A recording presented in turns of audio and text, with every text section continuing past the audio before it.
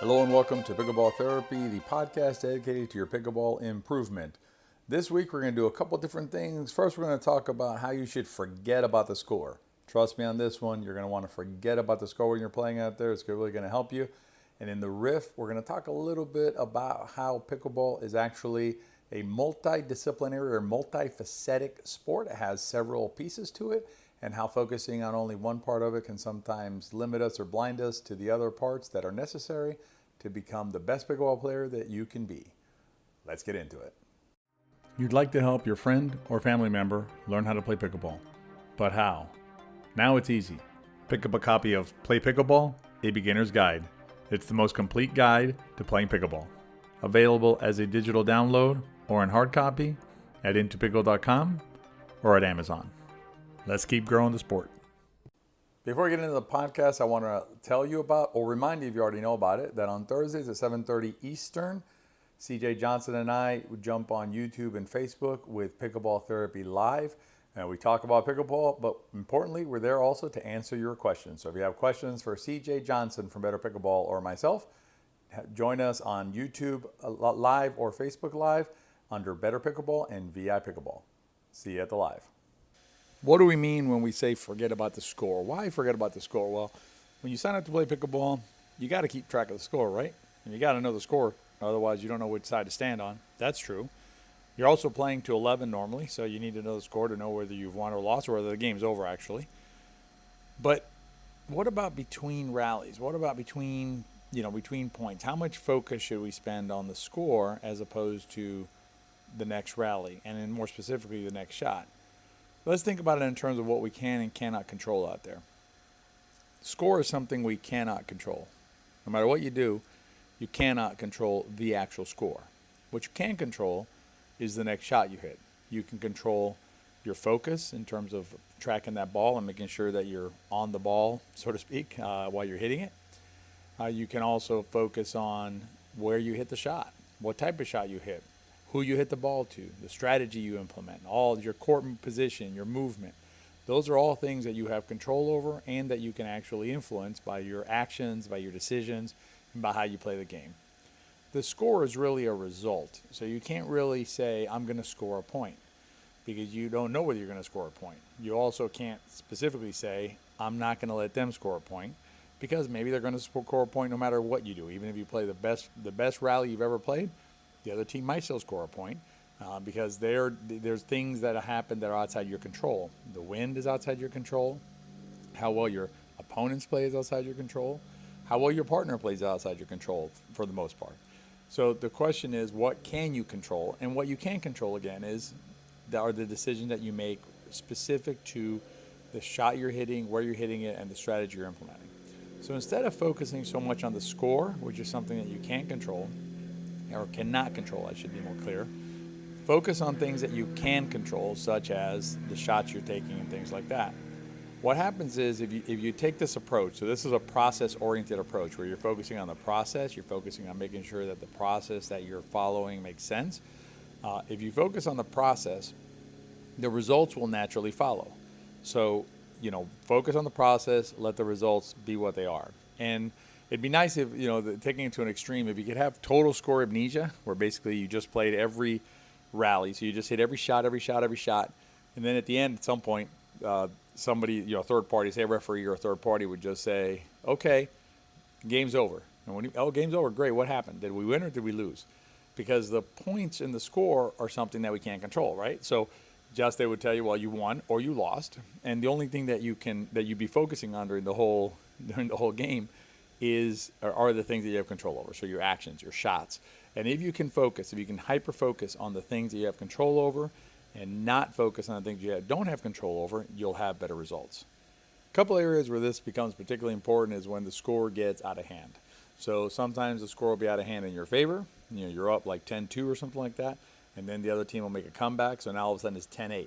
Say they're serving 8-10. The score might influence how you feel, right? You're going to get tense. Your arms will get tense. Your legs will get tense. Everything's tense at that point. And so now you're so focused on the fact that they've come back. Your mind starts saying, how did this happen? I can't believe they come back. I can't believe I might lose this game and things like that. That should not, the score and their coming back should have absolutely no impact on how you play. Whether you hit a shot to the left, to the right, to the middle, whether you, poach, attack, defend, the types of things that you can have control over, the types of shot you're hitting and where you're hitting and things like that, should not change whether the score is 8-10 or the score is 2-10. Should be the same. If it's the right shot, it's the right shot regardless of the score. So you want to play in a way where you're not focusing on the score and you're allowing your play to dictate the results, which then will get you the score, hopefully, that you want. Another area where the score can affect your play is the other side. So say you're down 2-9 or something like that in a game. Sometimes that'll happen. What happens, our mind basically just ships it in. Just says, listen, I'm done. 2-9, how am I going to come back? Nothing I can do about that. I'm just going to lose this game and then, get ready for the next game. You don't want to play that way. The way you want to play is you want to play, okay, what's the next shot, right? What's the next rally? What's going on? And then focus on that. And then you may lose. I mean, obviously, if you're down 2-9, good chance that you're going to lose percentage-wise. But that's not what you're out there to do. What you're out there to do is you're out there to play the best rally you can, keep fighting when you're out there, and then let the score be whatever it is. And the score at the end of the day really is just numbers, right? It's a number for you and a number for your opponent.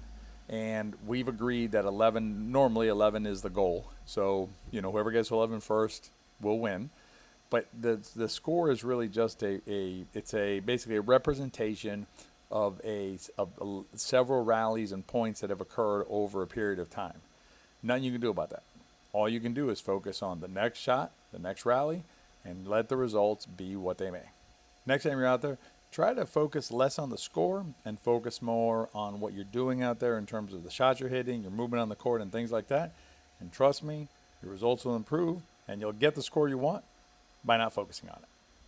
This week in the Riff, we're going to talk about the multifaceted nature of pickleball and how it has multiple aspects to it that are all important to becoming the best pickleball player you can be. Stay tuned for the Riff. You've studied the pickleball videos, maybe read a pickleball book, taken a lesson or two, but there's just something missing, something to complete the whole picture. That's where VI Pickleball comes in. VI Pickleball is the most immersive pickleball learning community available today. You can check out more information at wearepickleball.com. See you in the community. If you listen to the podcast, you know that we have the Pickleball Summit coming up at the end of June 27, 28, 29, and 30. CJ Johnson and I from VI Pickleball will be hosting a number of presenters on a wide range of topics, all surrounding pickleball, but a wide range of topics in preparation for that summit. As we work with the presenters, get the topics organized, get the schedule set, what it's really focused me on or honed in on for me is the breadth of knowledge or the breadth of areas that pickleball touches on. So, at the summit, we're going to have folks talking about things like, like body injury prevention. So basically maintaining your body, trying to reduce injury. How do you reduce injury? About gear, what kind of gear do you need in order to play proper pickleball? An easy one, for instance, is shoes. Not a lot, but there are a significant number of players who play with shoes that are just not proper for pickleball and can lead to injury. So, proper gear like shoes, paddle, balls, again, injury prevention for the body, things that, fitness tips that can help you improve as a player, things like balance and mobility, flexibility. I mean, all those things, can have a huge impact on your game as a pickleball player. And then, then there's the mental side of the game. How do you stay focused? How do you, kind of like the main topic we talked about in this week's podcast, are there tricks or techniques that you can follow to basically improve your mind and to keep your mind more focused and more at ease when you're out there playing. And then, obviously strategies and techniques and shots that you can bring into your game to help you not just play better pickleball, but also just feel more comfortable on the court, feel more confident when you're out there, knowing what's going on, knowing what you're doing, knowing what your objectives are. And, those tools then allow you to play a better game of pickleball. And playing a better game of pickleball, I don't know about you, but for me, makes me feel better on the court. I'm generally more satisfied when I leave the court if I've played, win, lose, or draw. It's not about winning or losing there. It's basically about playing the best that I can play, and also about having a good sense about what's going on out there, feeling comfortable what's happening. Just makes me enjoy the game more. and makes me feel more satisfied and more complete by playing pickleball. So I highly encourage you to, look at pickleball as a more, having more facets or more, more dimensions than simply, okay, I got to get a good third shot. If I get a good third shot, I'm going to be a good pickleball player. I'll be the best I can be. Not going to be the case. You can develop a good third shot, and that's great. I congratulate you, and I commend you for doing that. But you also need these other things. You need to make sure that you have the right gear. You need to make sure you're hydrating. You need to make sure you're wearing, the best clothing that'll keep you cool the best while you're playing out there. Things like that. Things that we may not think about that much as being pickleball specific will really, really improve your game. If you want to listen to our, the panel of presenters, they're experts in their field, join us for the summit. You can join the summit. You can watch the summit for free on the dates that it's happening. So the 27th, 28th, 29th, and 30th of June. You're welcome to join us and watch the different presentations for free. And if you choose to get a lifetime access pass, you'll be able to get that as well. To make sure you get the information about the upcoming summit and other events that we have upcoming, make sure you're on our mailing list by going to wearepickleball.com/7tips. So wearepickleball.com/7tips. Sign up there for your email, get the 7 tips download, and you'll be notified of the summit and all our future events. Hope you enjoyed this week's podcast. If you enjoyed it, make sure you rate it, please, on iTunes or any other platform that you listen to it. If you enjoyed the podcast, please share it with your friends. Remember, if you liked it, they probably will too. Stay well, and see you next week.